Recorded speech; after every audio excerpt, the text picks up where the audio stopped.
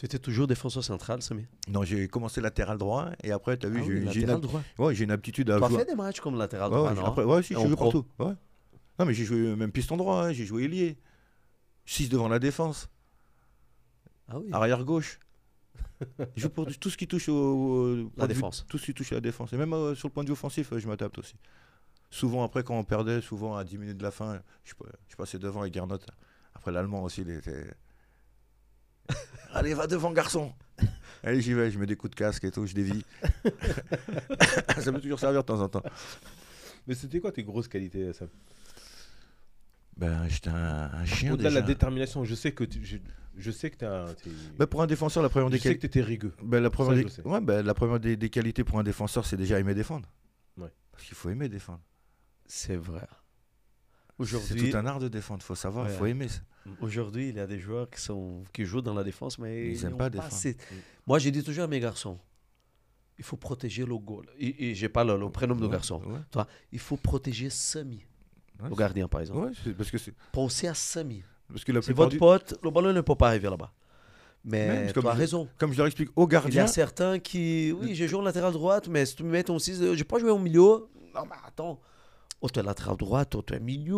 il n'y en a pas beaucoup qui peuvent jouer, Décide-toi, putain. qui peuvent jouer à plusieurs postes. Il y a des postes spécifiques avec des qualités spécifiques. En plus, le football de maintenant, il a bien changé. Les latéraux, tu vois, les latéraux, c'est plus des costauds à la Lilian Thuram, ou c'est des fins qui prennent le couloir, qui ont cette mais j'ai aptitude à l'impression prendre qu'il est- beaucoup oui. le couloir. Des fins, ils sont Ah, ils sont tout regardez, frais. regarde Dani Alves, regardez le dernier en date qui prenait tout fin comme ça, qui prenait le couloir. C'est ça. Un nombre incalculable de fois. C'est plus des gros gabarits. Non, mais dans le sens que les jeunes qui. Moi, je suis coach aussi.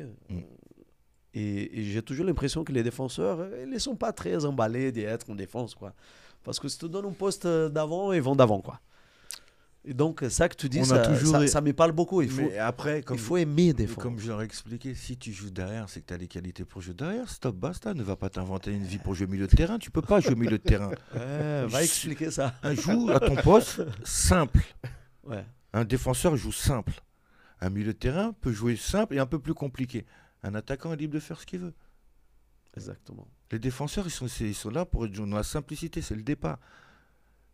Tu récupères. Toi, toujours aimé de jouer donnes. comme ça, simple. Non, parce que moi, j'ai une qualité technique qui me permettait de pouvoir dribbler.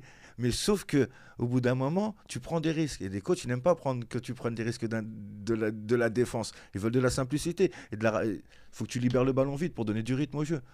Donc forcément, si toi tu gardes le ballon, forcément, ça va compliquer les choses. Après, il va falloir que tu trouves une ouverture ou trouver une passe entre les lignes qui casse tout.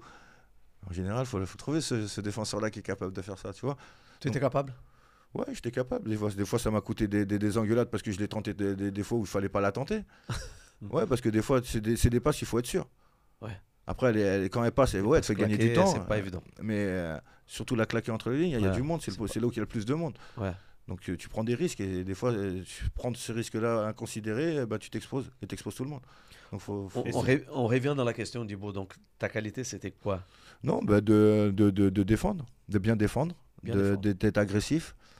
Après, comme je leur explique, et moi j'ai cette mentalité, si je suis défenseur, on est 4 défenseurs. Si tu décides d'embêter quelqu'un, va embêter quelqu'un d'autre.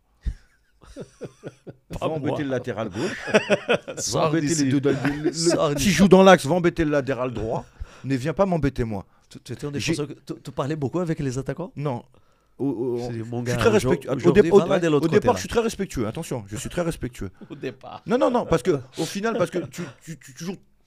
Après, tu as vu le football, il y a beaucoup de joueurs, ils font du cinéma parce ils savent qu'ils sont protégés par le corps arbitral, qu'il y a les caméras. Et ils se permettent de dire des choses qui, des fois, vont outrepasser le cadre du football. Okay. Mais ces paroles-là, il va falloir les assumer quand on va finir le match. Parce que on est des anecdotes comme ça. On est des footballeurs. Je suis d'accord avec toi. Mais à côté, on reste des hommes. Ouais. Tu peux blesser le footballeur, mais l'homme, si tu le blesses, il peut y avoir des représailles. Ah oui. Et t'as des anecdotes comme ça? Ou un truc, ça t'a un peu chauffé pendant le match. Ça a parlé. Et t'es resté calme pendant le match. Et après? Tu as vécu beaucoup de situations comme ça? Ouais, en tant que défenseur, forcément. Presque tous les matchs? Ouais, non, pas presque tous les matchs. Et pour revenir au départ, quand tu disais si je parlais beaucoup, non, je parle pas beaucoup.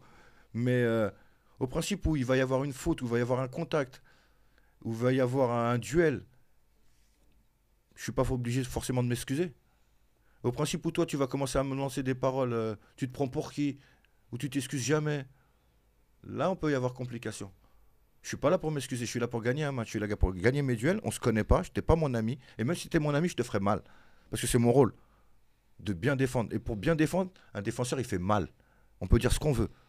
Ouais, mais il faut protéger les attaquants, c'est pas nos histoires.